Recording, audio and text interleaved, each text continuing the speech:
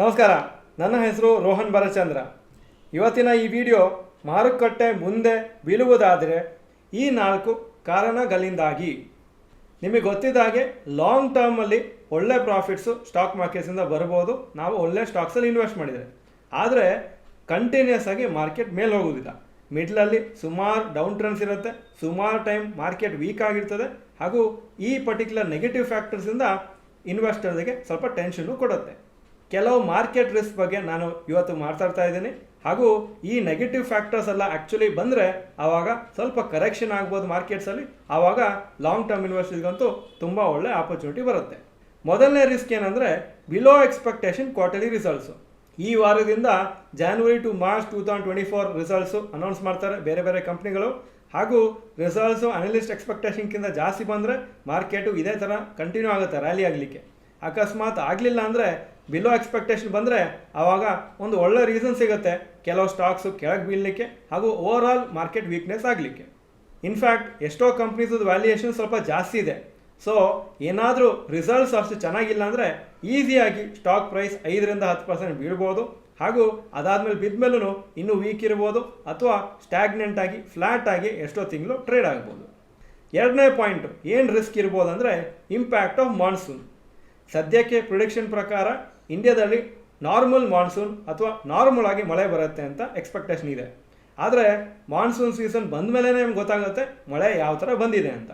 ಈ ಸತಿ ನಿಮಗೆ ಗೊತ್ತಿದ್ದಾಗೆ ಟೆಂಪ್ರೇಚರು ತುಂಬ ಜಾಸ್ತಿ ಇದೆ ಬೇಸಿಗೆ ಕಾಲದಲ್ಲಿ. ಹಾಗೂ ಗ್ಲೋಬಲ್ ವಾರ್ಮಿಂಗಿಂದ ಎಲ್ಲ ವೆದರ್ ಪ್ಯಾಟರ್ನ್ಸ್ ಚೇಂಜ್ ಆಗ್ತಾ ಇದೆ. ಅದರಿಂದ ನಮ್ಮ ಮಾನ್ಸೂನ್ಗೂ ಇಂಪ್ಯಾಕ್ಟ್ ಆಗುತ್ತೆ ಅಂತ ನೋಡಬೇಕಾಗುತ್ತೆ. ರೂರಲ್ ಎಕಾನಮಿ ತುಂಬ ಡಿಪೆಂಡ್ ಆಗುತ್ತೆ ಮಳೆ ಮೇಲೆ. ಹಾಗೂ ಗುಡ್ ಮಾನ್ಸೂನ್ಸ್ ಬಂದರೆ ಆವಾಗ ಅದೊಂದು ಪಾಸಿಟಿವ್ ಫ್ಯಾಕ್ಟರ್, ಚೆನ್ನಾಗಿಲ್ಲ ಅಂದರೆ ನೆಗೆಟಿವ್ ಫ್ಯಾಕ್ಟರ್ ಆಗುತ್ತೆ. ನಮ್ಮ ಇಂಡಿಯಾ ದೇಶದಲ್ಲಿ 36% ಮಾತ್ರ ಜನರು ಅರ್ಬನ್ ಏರಿಯಾಸಲ್ಲಿ ದೊಡ್ಡ ಸಿಟೀಸು ಮತ್ತು ಟೌನ್ಸಲ್ಲಿರೋದು.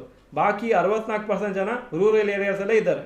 ಸೊ ರೂರಲ್ ಎಕಾನಮಿ ಚೆನ್ನಾಗಿ ಇಂಪ್ರೂವ್ ಆದರೆ ಓವರ್ ಆಲ್ ಎಕಾನಮಿ ಚೆನ್ನಾಗಿರುತ್ತೆ.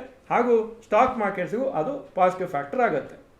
ಮಳೆ ಚೆನ್ನಾಗಿ ಬಂದಿಲ್ಲ ಅಂದರೆ ಅಗ್ರಿಕಲ್ಚರ್ ಪ್ರೊಡ್ಯೂಸು ಅಥವಾ ಅಗ್ರಿಕಲ್ಚರಲ್ ಏನು ಒಂದು ಕ್ರಾಪ್ಸ್ ಇದೆ ಅದು ಚೆನ್ನಾಗಿ ಬರೋದಿಲ್ಲ. ಅದರಿಂದ ಫುಡ್ ಇನ್ಫ್ಲೇಷನ್ ಜಾಸ್ತಿ ಆಗ್ಬೋದು. ಇನ್ಫ್ಲೇಷನ್ ಜಾಸ್ತಿ ಆಗುವಾಗ RBI ಇಂಟ್ರೆಸ್ಟ್ ರೇಟ್ಸನ್ನು ಕಮ್ಮಿ ಮಾಡೋ ಚಾನ್ಸಸ್ಸು ಇರೋದಿಲ್ಲ. ಅದರಿಂದ ಎಕಾನಮಿಗೆ ಇಂಪ್ಯಾಕ್ಟ್ ಆಗುತ್ತೆ. ಮೂರನೇದು margin of victory in elections. Election experts ಪ್ರಕಾರ NDAನೇ ಎಲೆಕ್ಷನ್ಸ್ ವಿನ್ ಆಗುತ್ತೆ ಹಾಗೂ ಅವರು ಗೌರ್ಮೆಂಟನ್ನು ಫಾರ್ಮೇಷನ್ ಮಾಡ್ತಾರಂತ.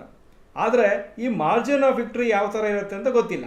ಮಾರ್ಜಿನ್ ಆಫ್ ವಿಕ್ಟ್ರಿ ತುಂಬ ದೊಡ್ಡದಿದ್ದರೆ ಆವಾಗ ಒಳ್ಳೆ ಒಂದು ನ್ಯೂಸ್ ಆಗುತ್ತೆ ಮಾರ್ಕೆಟ್ಸಿಗೆ.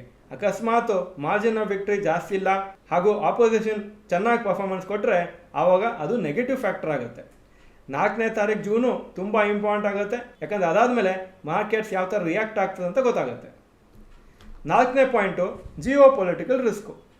ನಿಮಗೆ ಗೊತ್ತಿದ್ದಾಗೆ ಇಸ್ರೇಲ್ ಮತ್ತು ಪ್ಯಾಲೆಸ್ತೀನ್ ವಾರ್ ಕಂಟಿನ್ಯೂ ಆಗ್ತಾ ಇದೆ. ಹಾಗೂ ಯುಕ್ರೇನ್ ಮತ್ತು ರಷ್ಯಾ ವಾರಿಗೆ ಆಲ್ಮೋಸ್ಟ್ 2 ವರ್ಷ ಆಯಿತು, ಇನ್ನೂ ಕಂಟಿನ್ಯೂ ಆಗ್ತಾ ಇದೆ.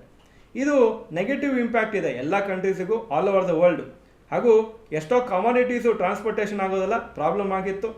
ಆಯಿಲ್ದು ತುಂಬ ರೇಟು ಜಾಸ್ತಿ ಆಗಿತ್ತು, ಯಾಕಂದರೆ ರಷ್ಯನ್ ಆಯಿಲು ಯಾರೂ ತೊಗೊಳ್ತಿರಲಿಲ್ಲ. ಆವಾಗ ಓವರ್ ಆಲ್ ಆಯಿಲ್ ರೇಟು ಜಾಸ್ತಿ ಆಗಿತ್ತು. ಸೊ ಈ ಸಿಚುವೇಶನ್ ಇದೇ ಥರ ಇನ್ನೂ ಸ್ವಲ್ಪ ವರ್ಸ್ಟ್ ಆದರೆ ಆವಾಗ ಅದೊಂದು ದೊಡ್ಡ ರಿಸ್ಕ್ ಆಗುತ್ತೆ ಗ್ಲೋಬಲ್ ಮಾರ್ಕೆಟ್ಸಿಗೆ. ಈ ಎಲ್ಲ ಫ್ಯಾಕ್ಟರ್ಸು ಪ್ಲಸ್ಸು ಕೆಲವೊಂದು ಅನ್ಎಕ್ಸ್ಪೆಕ್ಟೆಡ್ ಫ್ಯಾಕ್ಟರ್ಸು ಇರುತ್ತೆ. ಅದೆಲ್ಲ ಸ್ಟಾಕ್ ಮಾರ್ಕೆಟ್ಸಿಗೆ ಇಂಪ್ಯಾಕ್ಟ್ ಆಗುತ್ತೆ ನೆಕ್ಸ್ಟ್ ಫ್ಯೂ ಮಂತ್ಸಲ್ಲಿ ಶಾರ್ಟ್ ಟರ್ಮಿಗೆ. ನಾವು ನೋಡಬೇಕಾಗತ್ತೆ ಯಾವ ಥರ ಈ ಫ್ಯಾಕ್ಟರ್ಸ್ ಎಲ್ಲ ನಮ್ಮ ಮಾರ್ಕೆಟ್ಸಲ್ಲಿ ಇಂಪ್ಯಾಕ್ಟ್ ಆಗುತ್ತೆ ಅಂತ. ಹಾಗೂ ಏನಾದರೂ ದೊಡ್ಡ ಇಂಪ್ಯಾಕ್ಟ್ ಆದರೆ ಆವಾಗ ಮಾರ್ಕೆಟ್ಸಲ್ಲಿ ಸ್ವಲ್ಪ ಕರೆಕ್ಷನ್ ಆಗೋ ಚಾನ್ಸಸ್ ಇದೆ. ಸ್ವಲ್ಪ ಅಥವಾ ಜಾಸ್ತಿ ಕರೆಕ್ಷನ್ ಆದರೂ ಇದೊಂದು ದೊಡ್ಡ ಒಳ್ಳೆ ಆಪರ್ಚುನಿಟಿ ಆಗುತ್ತೆ ಸ್ಟಾಕ್ ಮಾರ್ಕೆಟ್ಸಲ್ಲಿ ಲಾಂಗ್ ಟರ್ಮ್ ಇನ್ವೆಸ್ಟರ್ಸ್ಗೆ ಇನ್ವೆಸ್ಟ್ ಮಾಡಲಿಕ್ಕೆ. ಸೊ ನೋಡ್ತಾ ಬನ್ನಿ, ಮಾರ್ಕೆಟ್ಸ್ ಏನಾದರೂ ಸ್ವಲ್ಪ ಕರೆಕ್ಷನ್ ಆದರೆ ಆ ಚಾನ್ಸನ್ನು ಬಿಡಬೇಡಿ. ಮಾರ್ಕೆಟ್ಸ್ ಮೇಲೆ ಹೋದ್ರೂ ನೀವು SEP ಅಥವಾ SIP ಕಂಟಿನ್ಯೂ ಮಾಡ್ತೀರಿ. ಈ ವಿಡಿಯೋ ಚೆನ್ನಾಗಿದ್ರೆ ಲೈಕ್ ಬಟನ್ ಪ್ರೆಸ್ ಮಾಡಿ. ಹಾಗೂ ನಿಮಗೆ ಈ ಎಲೆಕ್ಷನ್ಸ್ ಆದಮೇಲೆ ನಿಮಗೆ ಯಾವ ಥರ ಮಾರ್ಕೆಟ್ಸ್ ರಿಯಾಕ್ಟ್ ಆಗಬೇಕು ಅಂತ. ಮಾರ್ಕೆಟ್ಸು ಮೇಲೆ ಹೋಗಬೇಕು ಎಲೆಕ್ಷನ್ಸ್ ಆದಮೇಲೆ ಅಂದರೆ ರೈಸ್ ಅಂತ ಬರೀರಿ. ಇಲ್ಲ ಮಾರ್ಕೆಟ್ಸ್ ಕೆಳಗೆ ಹೋಗಬೇಕು ರಿಸಲ್ಟ್ಸ್ ಬಂದ ಮೇಲೆ ಅಂದರೆ ನೀವು ಫಾಲ್ ಅಂತ ಬರೀರಿ. ನಿಮಗೆ ಏನು ಆಗಬೇಕು ಅಂತಿದೆ ಅದನ್ನು ಬರೀರಿ. ಈ ವಿಡಿಯೋ ಚೆನ್ನಾಗಿದೆ ನಿಮ್ಮೆಲ್ಲ ಫ್ರೆಂಡ್ಸ್ಗೂ ಕಳಿಸ್ಕೊಡಿ. ಹಾಗೂ ಚಾನಲಿಗೆ ಸಬ್ಸ್ಕ್ರೈಬ್ ಮಾಡಲಿಲ್ಲ ಅಂದರೆ subscribe button bell icon press ಮಾಡಿ. ವಿಡಿಯೋ ನೋಡೋದಕ್ಕೆ ಧನ್ಯವಾದಗಳು. ನಮಸ್ಕಾರ.